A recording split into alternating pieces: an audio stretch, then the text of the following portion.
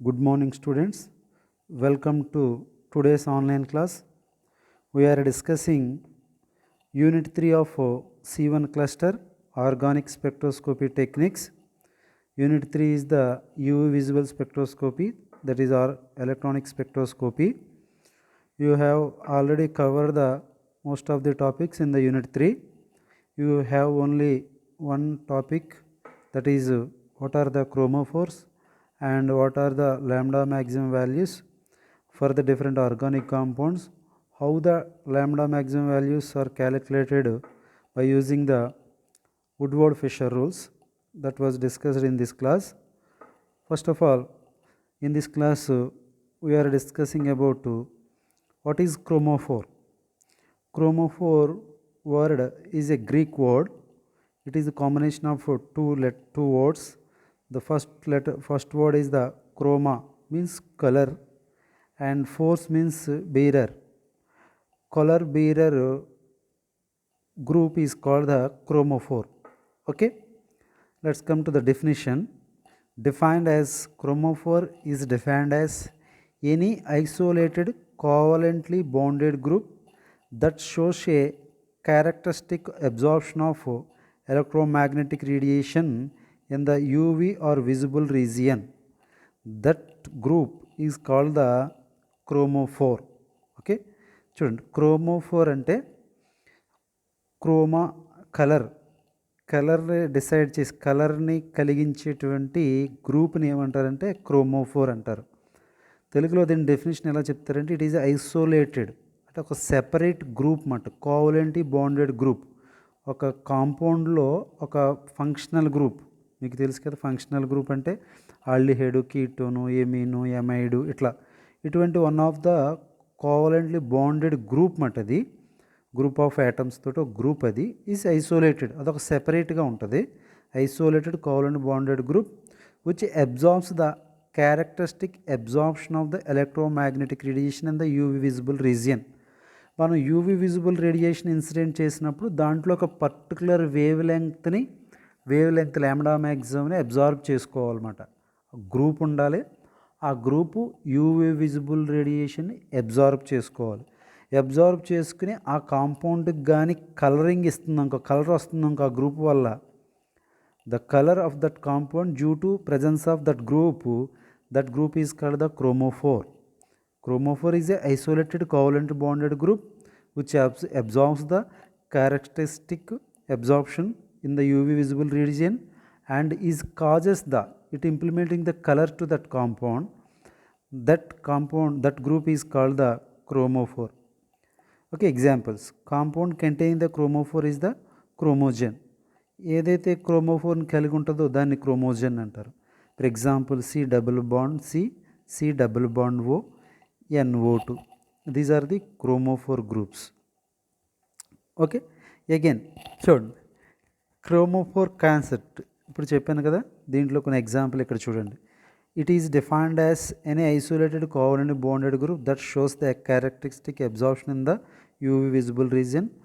Some of the important chromophores are ethylenic, acetylenic, carbonyl, acid, esters, nitrile groups. కొన్ని examples ఏంటంటే ఇక్కడ మనకి CH2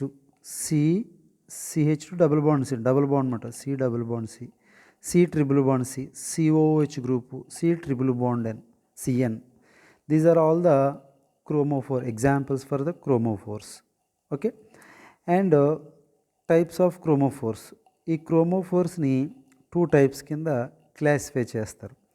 first one is the independent chromophore. If one chromophore is required to import the colour to the compound, then that chromophore is called the independent chromophore.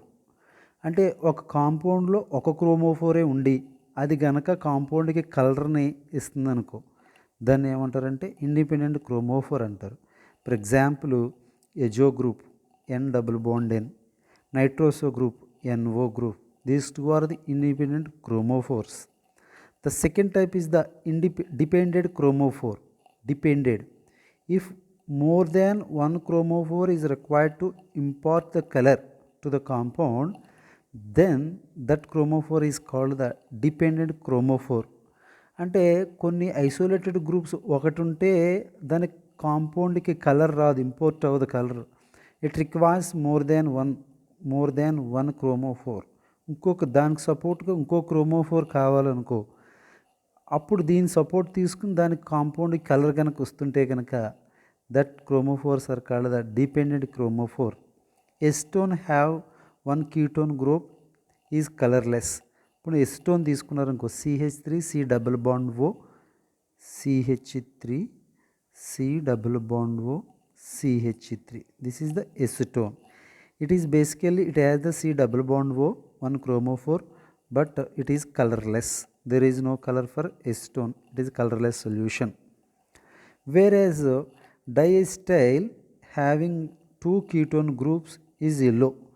Diacetyl దీన్ని డైమరైజేషన్ చేసామనుకో, డైఎస్టైల్ group కనుక తీసుకున్నాం అనుకో dimerization చేసి, then it is C double bond O, 2 groups ఉంటాయి కాబట్టి, 2 ketone groups ఉంటాయి కాబట్టి ఆటోమేటిక్గా ఇది ఏమవుతుందంటే yellow colour.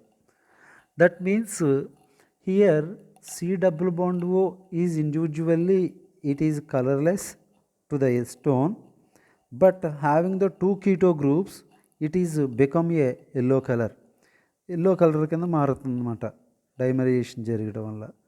So that 2 more than 1 chromophore group అవసరమైంది కాబట్టి దీన్ని ఏమంటారు, డిపెండెంట్ క్రోమోఫోర్ అంటారు. ఓకే, నెక్స్ట్ చూడండి, క్రోమోఫోర్ గురించి చూసాం. It is a short question, అడిగితే మీరు జాగ్రత్తగా రాయండి. Okay, it's very simple. What is chromophore, definition and example, types of chromophore and example. Next chromophore మనం నేర్చుకుంటే దాంతోపాటు సైమల్టేనియస్గా మనం ఆక్సోక్రోమ్ కూడా నేర్చుకోవాలి. ఆక్సోక్రోమ్ అంటే ఏంటో చూద్దాం. Auxochrome it is the group which itself does not act as a chromophore, but when attached to the chromophore it shifts the absorption maximum towards the longer wavelength along with increasing the intensity of the absorption. That group is called the auxochrome. Once again మళ్ళీ చూడండి definition. It is the group which itself does not acts as a chromophore. Auxochrome అనేది కూడా ఒక గ్రూపే, but itself does not acts as a chromophore. అది ఇండివిజువల్గా చూస్తే కనుక క్రోమోఫోర్ కాదు అది. But when attach to the chromophore, ఈ గ్రూప్ వెళ్ళి ఆక్సోక్రోమ్గా చెప్పేదాన్ని వెళ్ళి ఒక క్రోమోఫోర్ కనుక అటాచ్ అయింది అనుకో, it shifts the absorption maximum towards the higher wave length. ఇది అటాచ్ అవ్వడం వల్ల ఏమవుతుందంటే ఆ క్రోమోఫోర్కి ఎక్కడైతే అబ్జార్ప్షన్ అంటే యూవీ రేడియేషన్ అబ్జార్బ్ చేసుకోవాలో ఆ వేవ్ లెంగ్త్ దగ్గర కాకుండా లాంగర్ వేవ్ లెంగ్త్ దగ్గర, ఇంకా ఎక్కువ వేవ్ లెంగ్త్ దగ్గర అబ్జార్బ్ చేసుకుంటుంది అన్నమాట. అంటే ఈ ఆక్సోక్రోమ్ ఉండటం వల్ల ఏమవుతుందంటే అబ్జార్ప్షన్ అనేది షిఫ్ట్ అవుతుంది అన్నమాట, మారుతుంది దాని వాల్యూ. ఫర్ ఎగ్జాంపుల్ 210 దగ్గర రావాలనుకో 270 దగ్గరికి మారుతుంది, due to presence of the another auxochrome. Auxochrome ఉండటం వల్ల ఒక క్రోమోఫోర్ యొక్క అబ్జార్ప్షన్ అనేది షిఫ్ట్ అవుతుంది, మారుతుంది towards the longer wavelength and along with increasing the intensity of the absorption. Wavelength shift అవడమే కాదు, దాని యొక్క అబ్జార్ప్షన్ ఇంటెన్సిటీ కూడా, పీక్ యొక్క ఇంటెన్సిటీ కూడా చేంజ్ అవుతుందంట. Then that type of group is called the auxochrome. Chromophore means it is the group isolated covalently bonded group which absorbs the characteristic UV visible region radiation absorb చేసుకుంటుంది and it imports the color to the compound. అదొక lambda magazine ఇండివిజువల్గా observe చేసుకుంటుంది characteristic value, ఒక particular వాల్యూని, దాని కలర్ని కూడా import చేస్తే కనుక క్రోమోఫోర్ అంటారు. But here auxochrome does not absorbs it self UV radiation, but due to the presence of this auxochrome, the lambda maximum value, absorption maximum is shifted towards the longer wavelength due to this auxochrome. That is called the auxochrome. Okay. Example OH group, NH2 group, OR group. Okay. For example, when the auxochrome NH2 is attached to the benzene ring, the absorption changes from lambda maximum 255 to 280. మీకు explain చేస్తాను చూడండి. ఇక్కడ for example benzene ఉందనుకోండి, benzene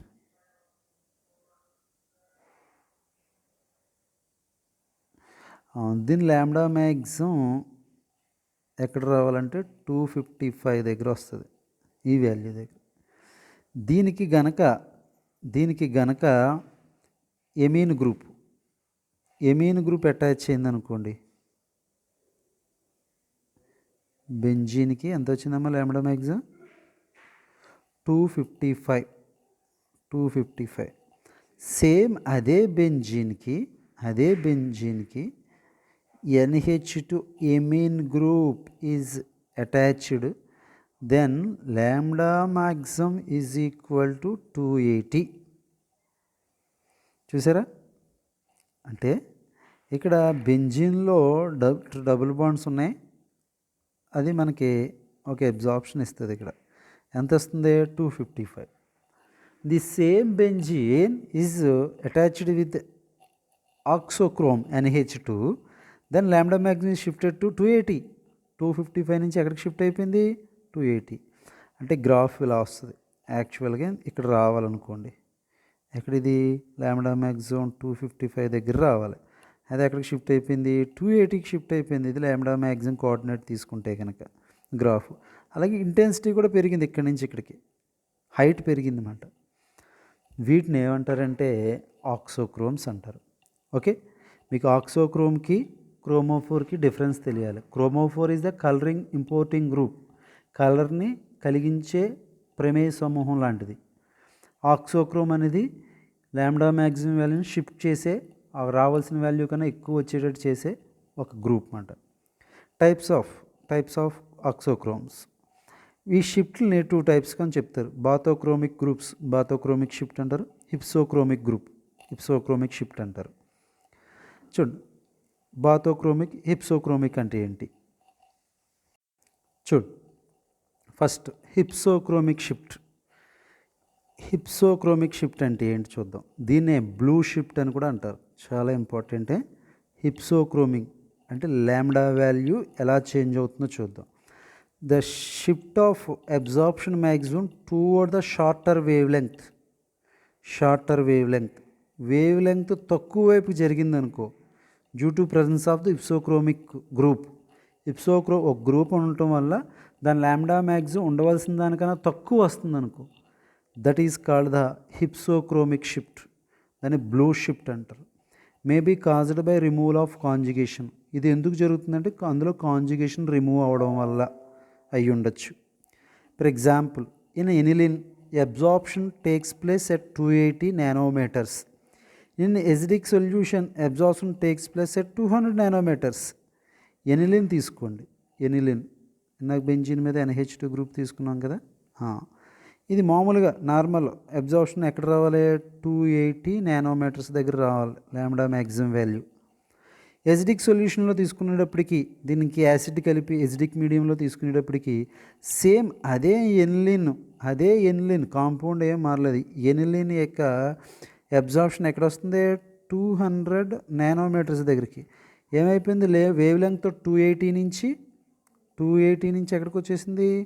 200 nanometersకి ల్యాండా value మారిపోయింది అన్నమాట, change అయిపోయింది.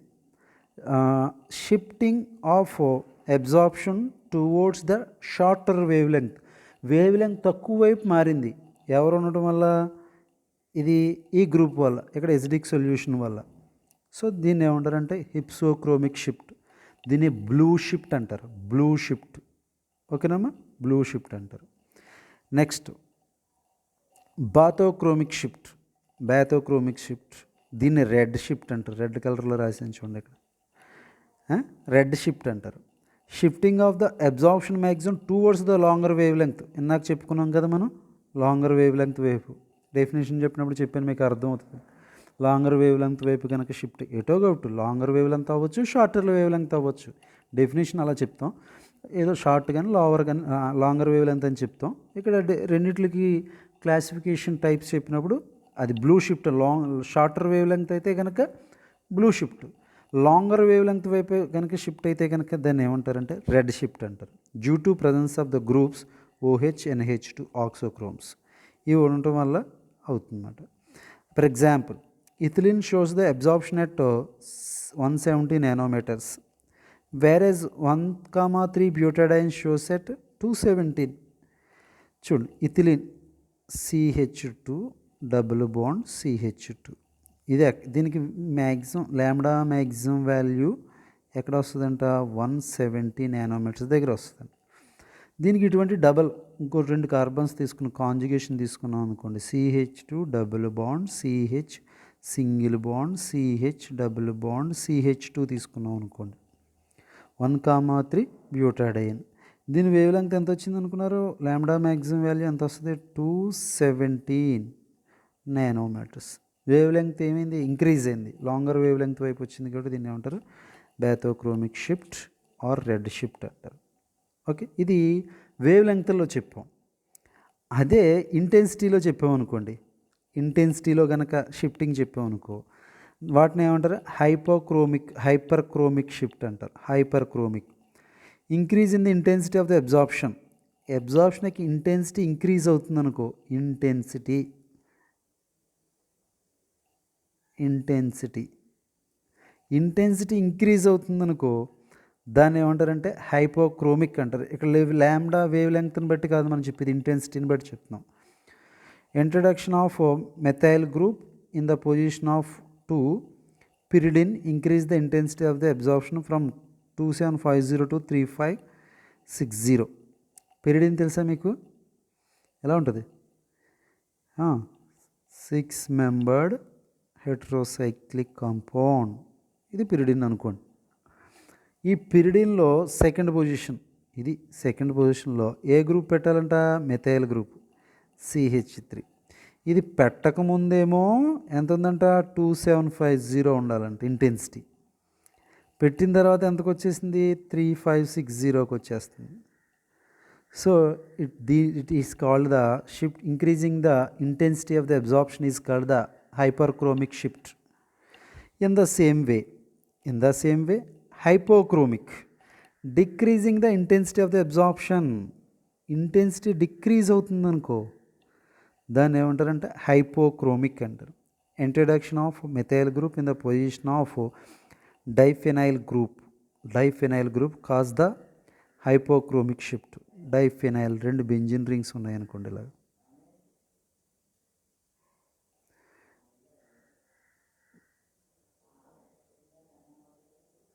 ఇక్కడ సెకండ్ పొజిషన్లో ఇక్కడ కానీ ఎక్కడో చోట ఏంటంటే మెథైల్ గ్రూప్ ఇంట్రడ్యూస్ చేసాం అనుకో, ఇంటెన్సిటీ ఏమైపోద్దంటే తగ్గిపోద్దండి. ఇది ఇంట్రడ్యూస్ చేయకముందు, చేసిన తర్వాత. దీన్ని ఏమంటారంటే హైపోక్రోమిక్. ఇది హైపర్, ఇదేమో హైపో. ఎనీహౌ క్రోమోఫోర్ అంటే ఏంటి మనం తర్వాత, ఆక్సోక్రోమ్ అంటే ఏంటి, వాటి యొక్క టైప్స్ మనం చూసాం అన్నమాట. ఓకే, దీని కంటిన్యూషనే మనకి ఏముందంటే Woodward Fisher rules for the calculating the lambda maximum values. మనకి లాంబ్డా మ్యాక్సిమం ఎలా క్యాలిక్యులేట్ చేయాలి, మీకు లాంబ్డా మ్యాక్సిమం అంటే తెలుసు కదా.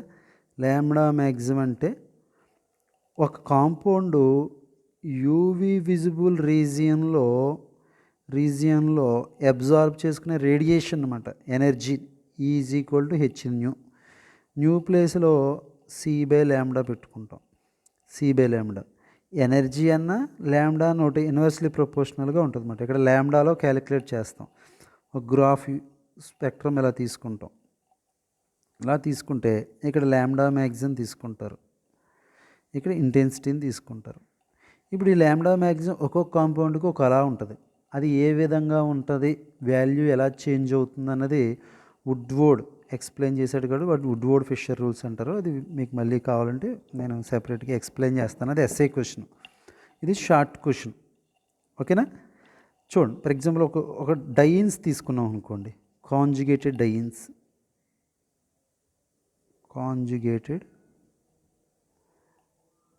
డైన్స్. దీంట్లో లాంబ్డా మ్యాక్సిమం వాల్యూ ఎలా చేంజ్ అవుతుందో చూద్దాం. ఇప్పుడు ఫర్ ఎగ్జాంపుల్ ఒక ఇథిలిన్ తీసుకోండి, CH2 డబుల్ బాండ్ CH2. దీనికి ఏం జరుగుతుంది, π2 పై స్టార్ ట్రాన్సిషన్ జరుగుతుంది. పై టు పై స్టార్ జరిగి ల్యాండా మ్యాక్సిమం వాల్యూ ఎక్కడ వస్తుందంటే 171. ఎక్కడమ్మా 171 దగ్గర వస్తుంది. 171 నానోమీటర్స్ దగ్గర వస్తుంది.